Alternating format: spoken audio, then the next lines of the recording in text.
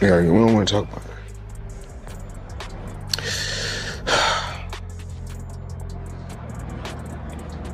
We're gonna get through this.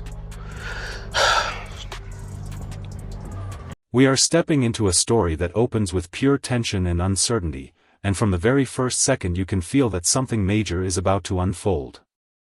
The emotional reactions, the pauses, and the sense of unease immediately create a gripping atmosphere that pulls the viewer in.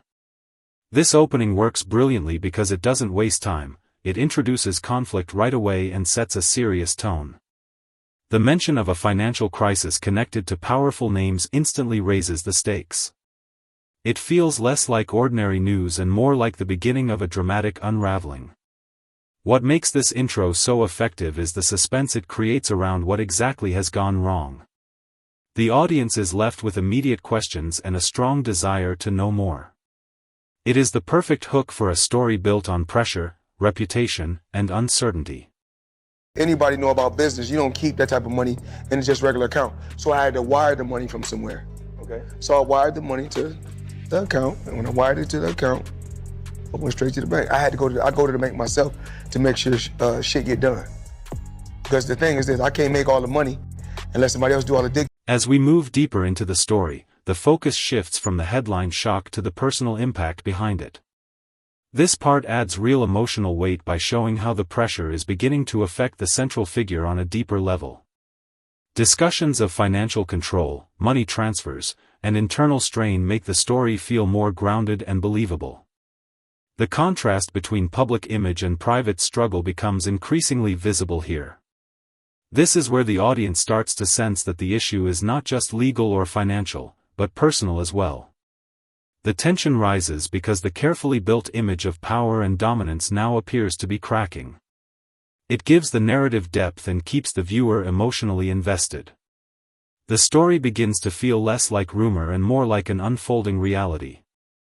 Today, to report to you that I'm incredibly disappointed in one of my all-time favorite fighters, my brother, Floyd. This segment acts as a major turning point because the story now moves into formal conflict.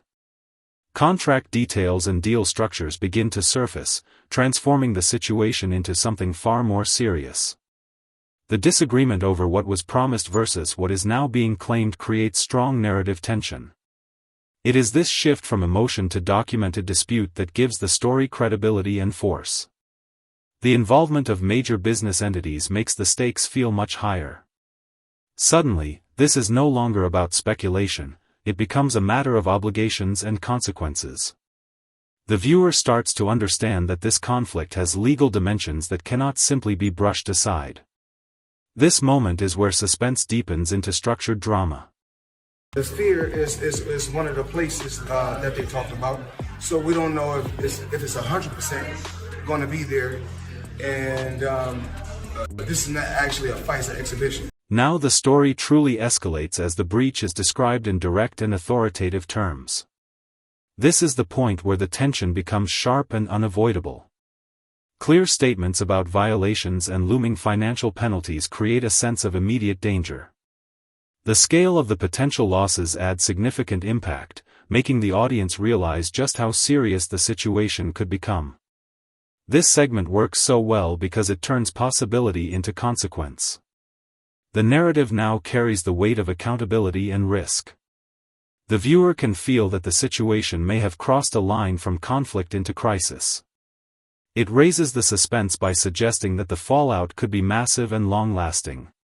He's in a breach. He is officially in a breach. He's been in a breach since the day he went out and said what he said on Saturday, but he's officially in a breach as of yesterday. He has a cure period. There are certain things that he needs to do, and he has multiple breaches, not just one. At this stage, the backstory begins to strengthen the entire narrative. The explanation of how agreements were set up adds essential context that makes everything more convincing. Instead of random accusations, the story now feels built on a chain of events that logically led to this moment. This section is important because it reinforces the seriousness of the commitments involved. It suggests that the present conflict was not accidental but rooted in earlier decisions and clearly understood terms. The viewer gains a better understanding of why the stakes are so high. This added context increases the impact of everything that follows.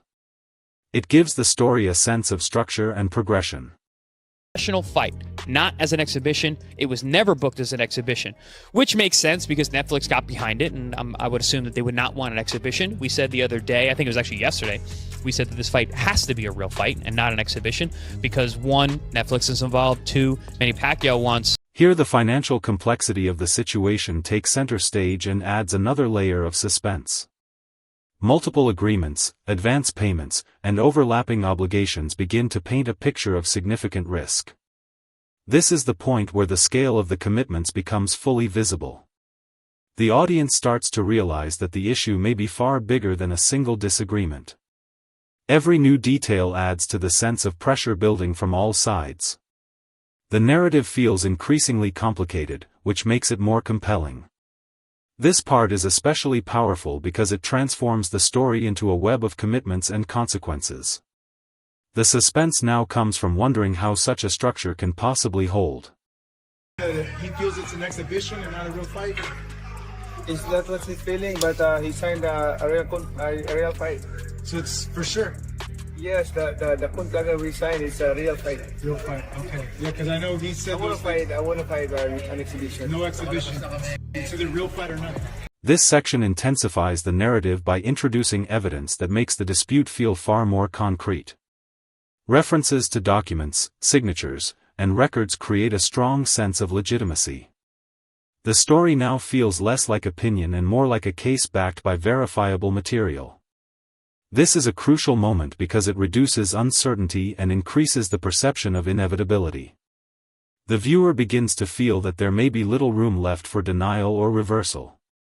It adds a layer of seriousness that makes the stakes feel real. The presence of evidence gives the conflict legal and narrative weight. This is where the story becomes even harder to look away from. That's proposed of exhibition that was long time ago, year after our first fight, but I didn't agree. And then I want a real fight, so he signed what I signed. He signed a real fight, and I signed a real fight. And he got his advance, so there's no reason to make excuses of that. The focus now expands beyond the individual and into the wider business empire, which significantly raises the impact of the story. The possibility of business assets being affected makes the consequences feel broader and more severe. What once seemed like a personal dispute now appears capable of damaging an entire network of operations. This expansion gives the narrative a sense of scale that is highly compelling. It suggests that the fallout could reach far beyond reputation alone. The viewer now sees the practical consequences unfolding in real time. This makes the story feel much larger and more dramatic. The tension rises because the collapse no longer seems limited to one area. Then he absolutely is in breach of contract, and he's trying to scam Netflix, of all people. Floyd, we know, is a serial scammer at this point, with the crypto. As more financial and legal complications are introduced, the story begins to feel layered and overwhelming in a compelling way. Each new issue adds another crack to the foundation, suggesting that the situation has been building for some time. This segment is effective because it reframes earlier moments as part of a larger pattern. The audience starts to see the timeline behind the pressure and conflict. It adds depth by suggesting that the present crisis may be the result of accumulated problems. This broader context strengthens the narrative significantly. It gives the viewer a clearer picture of how serious the situation has become. The suspense now comes from seeing how many fronts the conflict is spreading across. Mayweather, talking about, he thought that this fight that he had with Pacquiao was an exhibition. He took an advance pay for 3 fights. Right. And now they're saying he's in breach of contract because... In the final stretch, the story reaches its most dramatic and uncertain stage. Multiple disputes, public perception, financial pressure, and reputational risk all collide into one powerful conclusion. This is where everything built throughout the video comes together. The unresolved nature of what happens next keeps the tension alive until the very end. The viewer is left questioning whether this is a temporary storm or a much deeper downfall. This uncertainty is what makes the ending so impactful and memorable. It invites speculation, discussion, and continued engagement from the audience. If you enjoyed this video, make sure to like, subscribe to the channel, and we'll see you in the next video.